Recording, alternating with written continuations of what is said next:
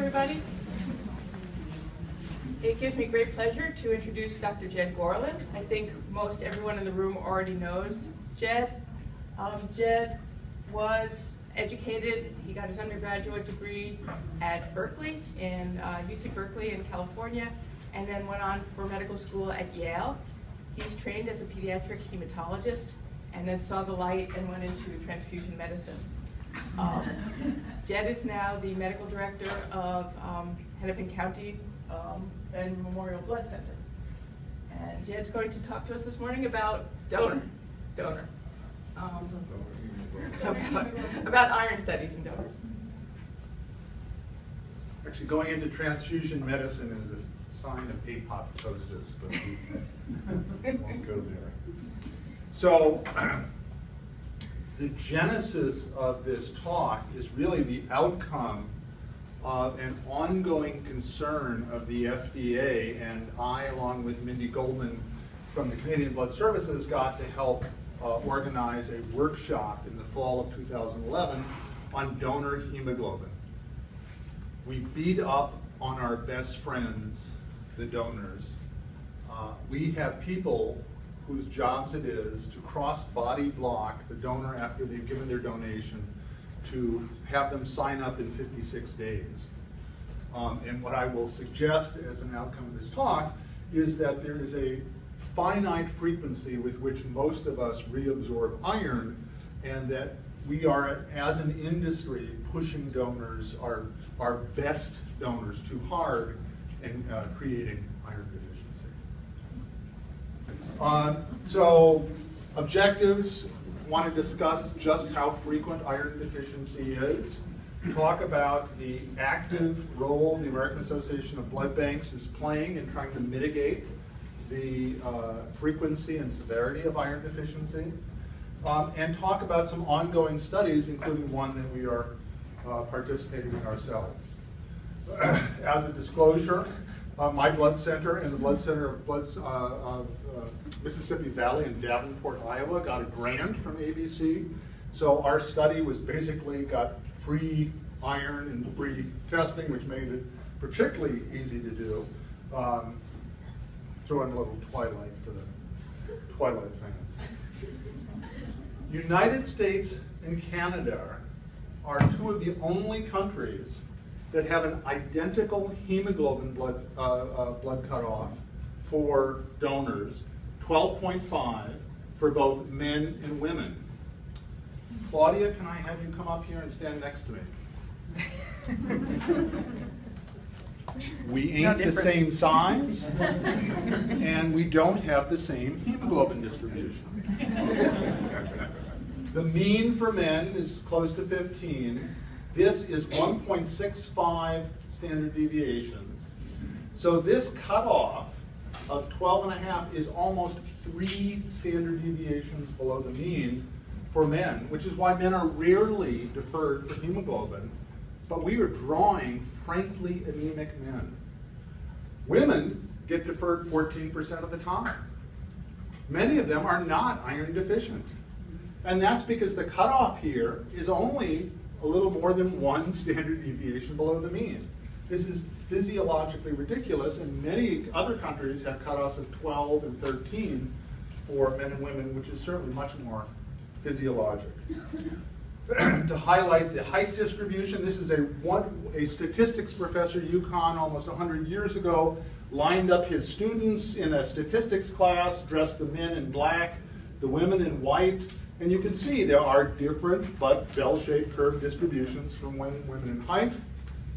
The other conclusions you should draw that was even 100 years ago, the UConn women's basketball team was awesome. They have some The organizers of the workshop included myself at this end of the distribution, and Mindy Goldman, who called me and said, "You know, Jed, I'm 5'2". Oh well, sorry. But as I said, United States and Canada are not only two of the only countries with the same hemoglobin cutoff, but we're also two of the only countries that have a 56-day deferral for both men and women. And as I will show shortly, there are some people that really can do 56 days, but not many. Many other countries have different hemoglobin cutoffs for men and women, but also longer intervals, and some, like Brazil, a longer interval for women than men, consistent with the fact that iron deficiency is simply more common in women for obvious reasons. A lot of attention was really brought to this in an objective fashion by a wonderful REDS2 study called RISE, which looked at essentially two groups, first-time donors and frequent donors. And it was very intentionally selecting for a very frequent group of frequent donors, i.e. men donating 3 or more times a year, women 2 or more times a year for at least 2 consecutive years. So the upper end of the frequent donors. They had some amazing, as you can imagine, an NIH-funded study, some amazing different measures of iron, which I won't get into, including transferrin receptor, which allowed for some complex definitions of which was iron deficient erythropoiesis and absent iron stores, with absent iron stores being the more severe. And what they observed was that regardless of hemoglobin, there was a certain frequency of iron deficiency. In first-time donors for females, relatively low, but still a significant prevalence. But 90% of the repeat donors. So we is the problem. You didn't go from 30% to 90% by anything other than frequent blood donation. For women in the lowest hemoglobin percentiles, it is well over 90%, it's approaching 100%, but in fact it's really very high throughout the range of acceptable hemoglobins. Now note that this starts at 12.5 because these were blood donors, and only those people that were actually eligible to donate got tested on this study. Well, the exact same thing is true with men, however. Obviously, the baseline prevalence of iron deficiency in a first-time male donor is approaching 0. But the frequency in repeat donors is, you can see, almost 2/3, and in this lowest eligible segment, it's 90%. Because this is 3 standard deviations below the mean and would meet the definition of frank anemia. If you use a measure, what is the statistical chance that you will be deferred for too low a hemoglobin on your next donation, as a measure of how long it takes people to fill up the tank, you have a higher than baseline average rate of deferral all the way out to 26 weeks. So yes, there are people that are eligible to donate in 8 weeks, but if you're looking at a population base, only at half a year is everybody back to their baseline iron stores. So we held this 2-day workshop at the FDA, actually the NIH campus, and there were many, many wonderful presentations that are, since it's spread over 2 days, far too complex to summarize all of them. But I want to highlight some of the salient points. Hemoglobin is an awful measure of iron status. So I don't know about you, Gary, but we have many staff collecting, oh, your iron is good today, your iron is not. No, hemoglobin tells you almost nothing about iron. And I've made no progress. So many women are deferred because their hemoglobin, they happen to be in the lower third of the distribution, but they're not iron deficient. But many severely iron deficient women are allowed to donate, and certainly men are allowed to donate, because they happen to have a hemoglobin higher than the cutoff. The vast majority of frequent donors, from the data you've just seen, are iron deficient. Now the FDA basically has 2 tools. They can change the hemoglobin cutoff, but you've just seen that isn't terribly useful. They can change the minimum frequency of donation,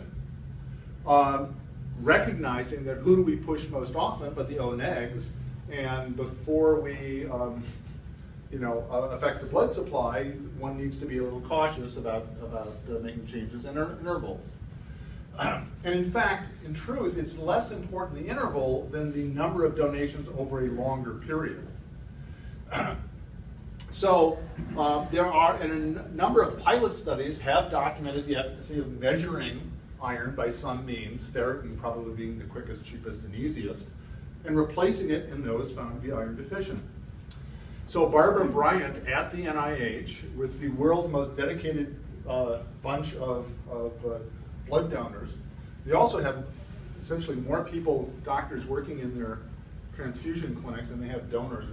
They are wonderfully resource rich. It's a great thing. But they noticed that pica, typically chewing ice, as a sign, a clinical symptom of iron deficiency, was present in 11% of iron deficient donors, but only 4% of iron replete. Similarly, in the RED study, Brian Spencer noticed 13% of females with a low ferritin, but only 2% of iron replete, and pagophagia is the fancy name for chewing ice. So the conclusion, the presence of pica is associated with high probability of iron depletion or deficiency in donors. Mayo had reported that restless leg syndrome was associated, and that was not observed in these larger and better controlled studies. To give credit to a local wonderful researcher, Dr. Georgiev here, doing more basic science studies in neonatal brain development using a mouse or rat model. But if you have a pregnant rat and make them iron deficiency throughout the duration of pregnancy, and then look at neuronal interconnections post, as the neonatal rat is growing up, they are behind and they stay behind. So there are some potentially, and again, these are rats, these are not people, there are potentially permanent effects in learning and development if the mom is iron deficient throughout gestation. It is not lost upon us that when we do, some of the easiest places to do blood drives are high schools. You can get 100+ donors at a time, and we need more units. You have 3 or 4 high school drives a year. Some of those women will get pregnant and have babies, and is that a group that we should be particularly concerned about creating iron deficiency? I don't know, it's a theoretical concern, but certainly one that should be raised. So the AABB, following this workshop, created an interorganizational committee which allows it to combine with like Canadian Blood Services, and gave the committee 3 charges, and no good deed goes unpunished, so I was chair of this committee. And we were charged with 3 things. Develop a donor information sheet saying to all blood centers, this is a minimum amount of information you should be sharing with your donors. You're free to adapt it to your own information sheets as you need, but please share the gist and content of this information. 2, create an association bulletin to make, especially blood centers, aware of this concern. And then 3, after those 2 tasks were completed, which they are, to monitor ongoing studies, and that continues to go on. So the AABB bulletin on donor hemoglobin and iron came out last fall, in fact the week before AABB meeting, and including the recommended donor information. So in summary, the AABB was recommending that we provide donors with information on post-donation iron deficiency, including before donation, and to take actions to monitor, limit, or prevent iron deficiency. And it's really up to the blood centers to focus on whatever group they think they can make most impact on. I won't repeat the entire donor information sheet. Actually, I could divide it up onto 8 slides. But it starts off to something: we care about your health and want you to know that donating blood reduces iron stores in your body. In many people, this has no effect. However, in some people, particularly younger women and frequent donors of either gender, blood donation may remove most of your body's iron stores. We want to understand these issues more clearly. For extra credit, a typical first-time donor, young female, has about 300 milligrams total body iron stores. Anybody in the audience, Gary not included, what is the iron content of 1 unit of blood? About 200.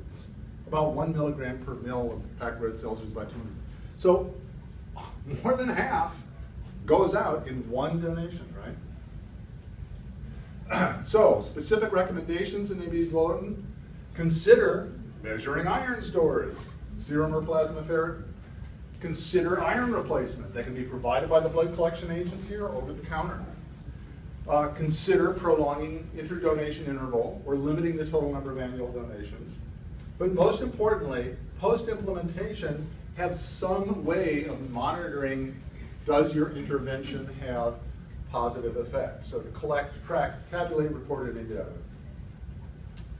So there are multiple studies. The NIH is following up with a very large, well-designed trial called the STRIDE study, which is going to measure ferritin on all donors, all visits. One group gets a letter of feedback saying, you know, maybe come back in a longer time or take some iron. And then there are 2 interventional arms, one a lower dose of iron and one a more standard dose of iron. Blood Systems is carrying off their own study where they're screening donors only near the hemoglobin cutoff. And I am so jealous of Blood Systems. In their first X months, they have over 200,000 ferritins done. This was done in a non-consent portion, so that as they're measuring in non-linked, so that as they're measuring the infectious disease, they just add on one test, the ferritin. And 6% of males and 16% of females trigger the ferritin check, with half being deferred for 6 months slow ferritin, and the odds ratio of 22 for males with 10 or more donations in the prior 2 years. So again, it's less the frequency than the total number of donations over extended time, because it takes a while to replete the iron. So Mayo just got some press. They have decided, after studying the complete lack of correlation between hemoglobin and iron status, to not change the hemoglobin cutoff, which is what Manish Gandhi was originally going to do, but rather to increase the donor interval to 12 weeks.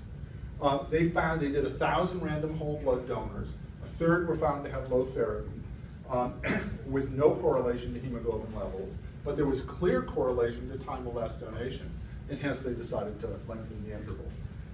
For those with a double red cell donation, obviously they're going to double that to 24 weeks. Dr. Katz and I, Dr. Louis Katz was the medical director at Davenport, Iowa. He is now the medical director for all of America's blood centers. We got an ABC grant to fund a pilot project measuring ferritin on 2,000 donors, 1,000 in Iowa, 1,000 here. But we decided to do a window around the hemoglobin cutoff for females, down to 12 and up to 13. So 12 to 12.4, you're not allowed to donate. 12.5 to 13, you are. And the tricky part there is we were measuring the ferritin just from a sample from all the infectious disease tubes, and this requires, on those people not donating, to draw a sample. For those people found to be low on iron, less than 20 ferritin for women, less than 30 ferritin for men, admittedly somewhat arbitrary, but consistent with some other studies.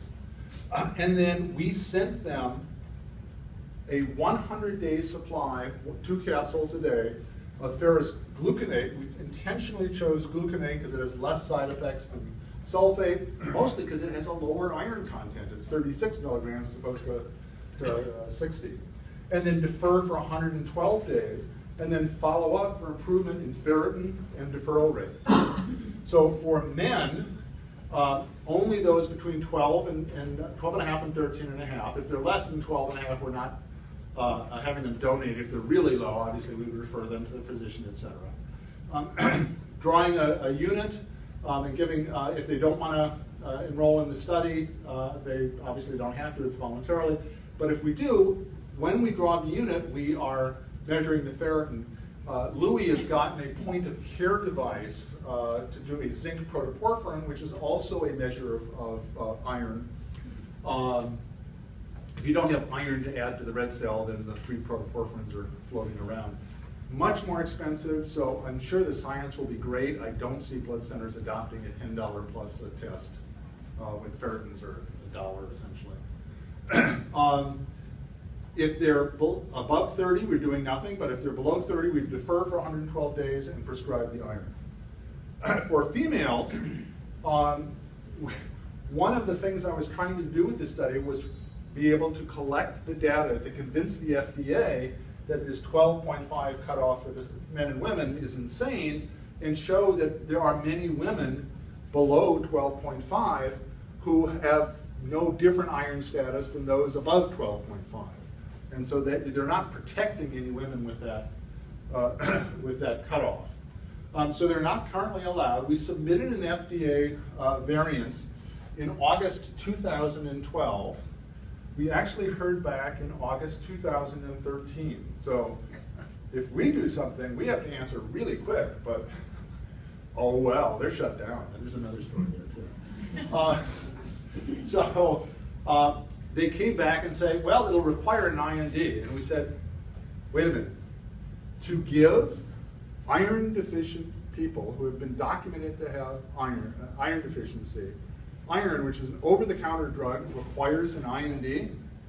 Yeah.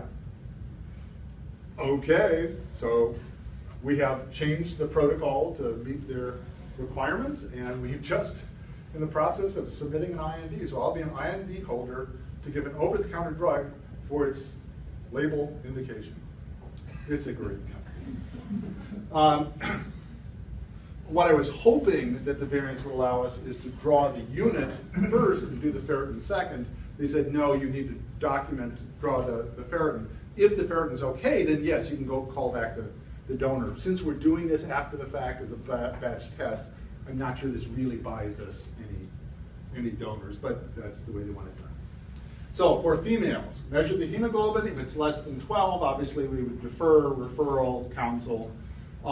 If they want to enroll in the study, we would measure their ferritin level. We'll also do the zinc protoporphyrin in Iowa. The cutoff we're using is 20 for women.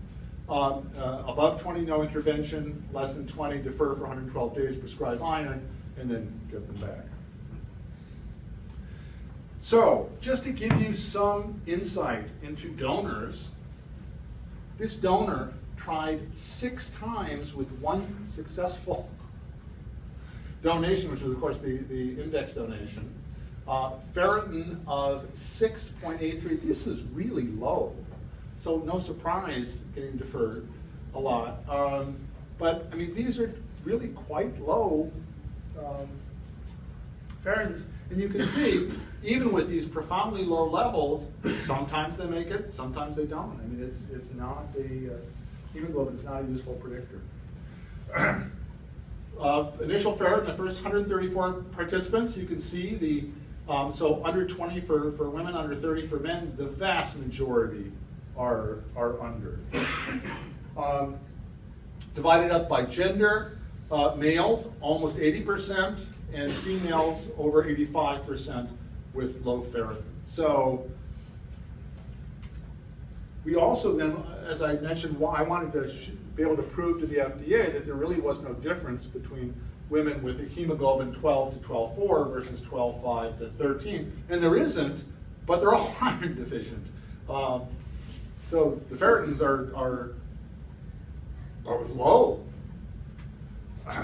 And again, who are we signing up? We're signing up fixed site donors who are by definition frequent repeat donors. So compliance, this is Minnesota where we are above average. 90% of the donors are taking their iron 5 or more times a week. I'm horrible at compliance. I am really impressed with this data. I mean, I would be amazed to know if this would be true nationwide, but it really is a real tribute to, I mean, I think the people that choose to donate blood frequently are also the people that are really highly motivated. And we've identified, you are iron deficient, you know, this free bottle is something that'll fix it. And it is sort of a tautology. This is not rocket science. But if you're iron deficient and you take iron, what do you think happens? You get less iron deficient, especially if you take it.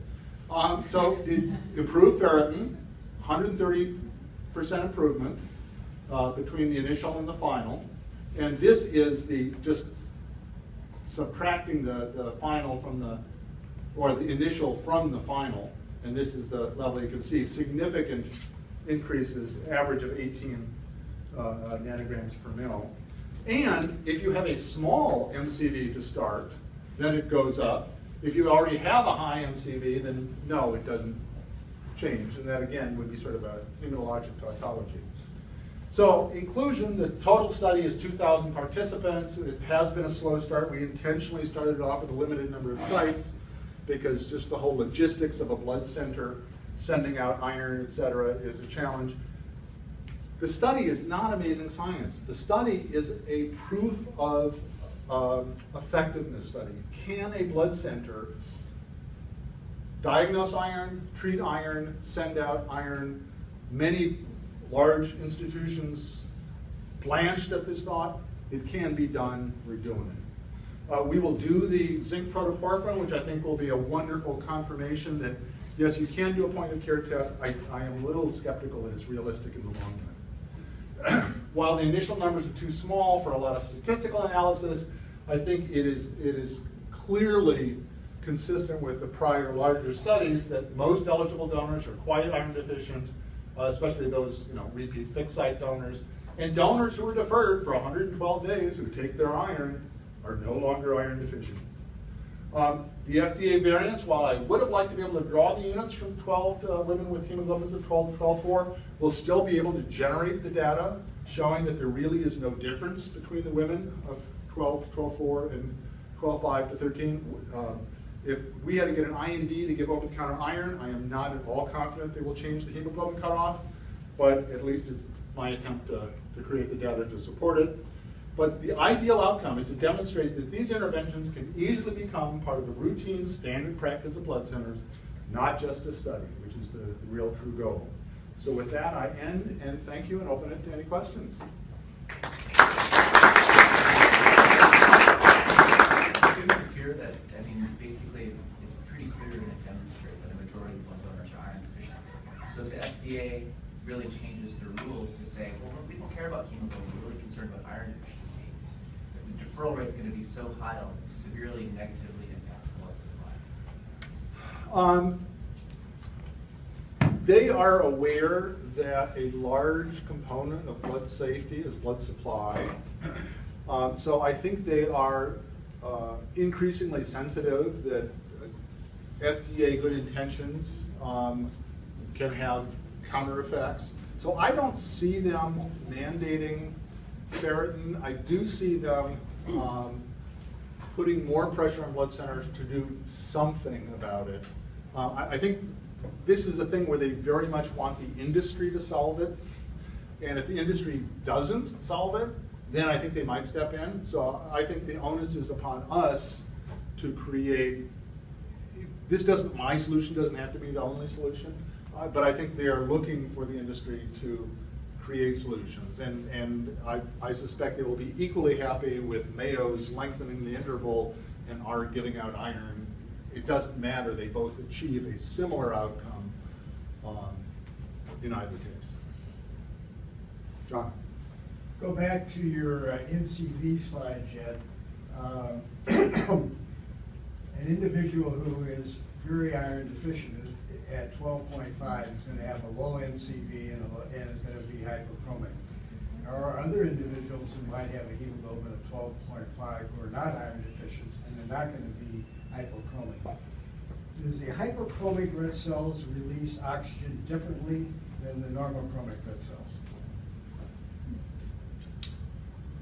Ooh, interesting. So I mean, just to step back, a basic concept is first your iron stores go down, only then, once your iron stores are essentially depleted, do you start becoming anemic. With less hemoglobin production, you're going to have a smaller MCV. So having a low MCV is a very late stage of iron How deficiency. about the hyperchromic cells? Do they release oxygen differently than the normal chromic cells? I am completely ignorant of the subject. It's a question for Rick Verslati, I think. Do you have any What'd you say? data on It's a it? question for Greg Verslati, he might know the answer. Okay, I will ask him next time I see him. I was sort of wondering a different side of the same thing. Yeah. Hemoglobin is the workhorse. You need the iron to create the hemoglobin. If there's no relation to the iron level and the hemoglobin level, and yet there's an obvious stoichiometry between the two, are we just not in the linear portion of the curve yet for hemoglobin production and iron?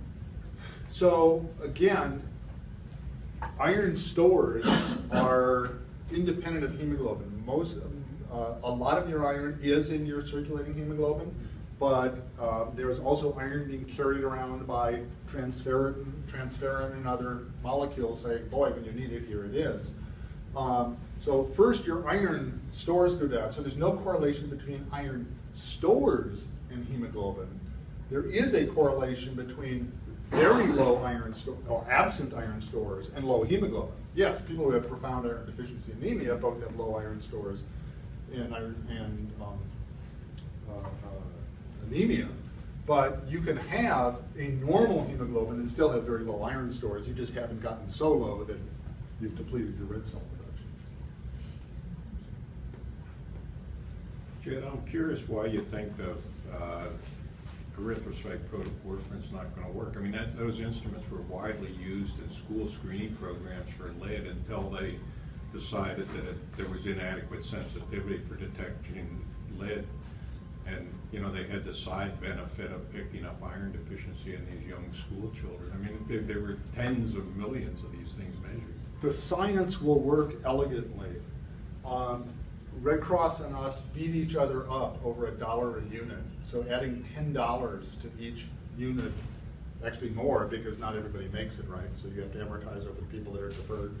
So adding $15 to each unit isn't going to happen. Yeah, but what you need is a glass cover slip as your disposable. There's no disposables other than a drop. Well, see, understand that we are regulated as a drug. So we need to use an FDA licensed test. And the FDA licensed point of care test, point of care, not after the fact, right? Because you want to do it before you want to prick the donor's finger, get the study, is $10 a pop reagent cost. So if you can get us a cheaper one, great, let's talk. Yeah. But unfortunately, as far as an FDA licensed point of care test, it's prohibitively expensive. Just another question. I mean, I suspect some of these things, a few of these people have hemochromatosis, C282Y. Certainly there's a bunch of heterozygotes in there and maybe a few homozygotes. Those people are probably much more likely to have normal iron stores regardless of their hemoglobin. It'd be interesting to genotype some of these. So, two statements. One, blood centers, we can't possibly give out iron. What if they have hemochromatosis? We're measuring their ferritin. Hello? So we're not going to give iron to somebody that has a ferritin of 3,000. So that objection is just moot. The second, one of the original great studies by the Reds group was by Alan Mast at Blood Center, Wisconsin, looking at super donors. And his hypothesis was people that can donate 6 times a year, 5 times a year for women, 6 times a year for men, are going to have a significantly higher rate of hemochromatosis gene. What did he find? No, it's the same rate as everybody. There was a disproportionately high rate of smokers. So the Red Cross has started to give out cigarettes, right? Just kidding. No, it's secondary polycythemia. We can't go there. No, just don't even think about it. So when the hemoglobin levels or cutoff were first established, was it established just for the purpose of some surrogate marker of iron status at that time? I wasn't around then, John. My guess is that they were established as a way of trying to assure you got adequate red cells when you give to somebody, not for donor protection. Yeah, I suspect John is exactly right. That it was more, and if you want to read a particularly amusing article, Rich Cable from the Red Cross and I wrote an editorial called "What is a Unit?" saying there really was no definition of what is a unit, and there was a proposal by a Swedish group to have ever-shrinking, the ever-shrinking candy bar. This was the ever-shrinking unit, and we said no, there needs to be a minimum hemoglobin content. And if you're drawing even in a 450 ml bag at, down to, and you're only getting 405 mils, which is the minimum volume at the minimum hematocrit, you still have something like 50 grams of hemoglobin. And so, and then you reduce that and only get 85%. So your minimum dose of hemoglobin in a leukoreduced weenie unit is 42.5 grams. And so when the double red cells came out, Rich and I were on the standards committee and said, no, we don't want to encourage ever-shrinking units, and created a higher starting volume so that you wouldn't be getting ever smaller units. Why was it telling you all that? I have no idea. So I think it goes along with John, that this was really more of protection of the recipient. That said, I think it rapidly became, or I think we wanted to have the illusion that we were protecting the donor.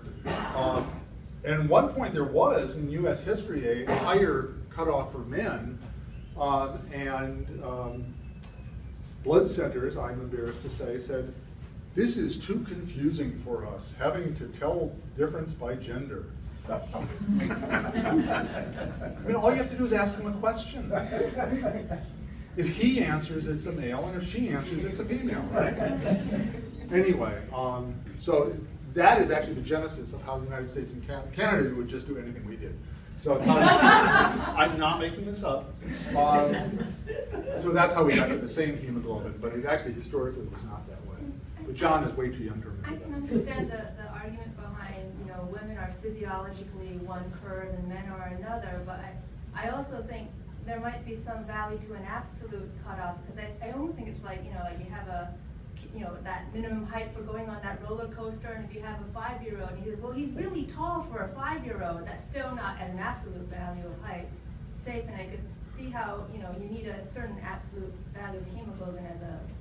Oh, no, I agree wholeheartedly. The last thing we should, and in fact, that was exactly what Rich Cable and I argued, which really pissed off the double red cell makers, because the standard that we created was thou shalt not leave the donor with a crit less than 30, or a hemoglobin less than 10, same concept. And so there is on the Alex machine, if you are female of certain weights, you are either a 360 or a 400. For males, 360, 400, or 420 milligram. And those algorithms come from, no matter who you plug there, the statistical chances they will not leave the machine with a hemoglobin or a hematocrit less than 30/10. And that was to protect them against anemia for exactly the reasons you say. So yes, we not only agree, we put it into a standard. I think those rules have to be revised for the future. There are people who will come in who are called John Doe, but genetically it's really Janet Doe, because the person identifies and maybe transgender or has switched in other ways to just dress as a female. So you can't use those old-fashioned rules, really. So Gary, I assume you have the exact same challenge. We actually ask about birth gender because we have transgender donors, and we just ask them all the questions for the men and all the questions for the women, because we didn't know what else to do, and the FDA says that's okay. it is very confusing for the poor donor, I have to say.